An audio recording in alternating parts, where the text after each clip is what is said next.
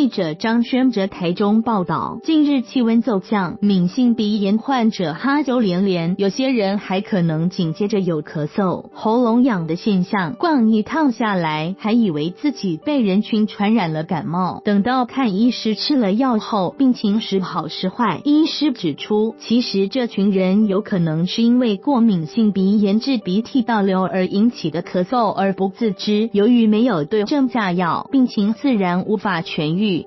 光田医院大甲院区胸腔内科医师潘信宏表示，许多长期咳嗽的患者以为自己抵抗力不好而常感染感冒，四处求医吃感冒药，一旦停药就又开始嗨不停。其实这些有可能是鼻子作怪，需针对鼻子敏感做治疗才有明显改善。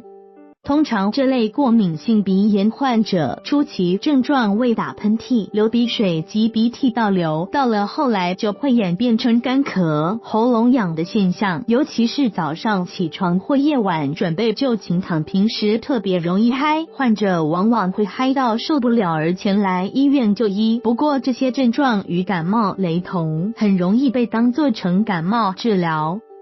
潘信宏解释，其实分辨过敏性鼻炎或感冒并不难，通常因感冒而咳嗽的患者约1至2周左右情况即会有明显好转，但过敏性鼻炎的人则是一拍就医，2个月以上，而且只要天气一转变，咳嗽的情形就会开始增加。有些民众还以为是空气污染或二手烟机多了所造成，拖愈久反而嗨得愈厉害，甚至严重到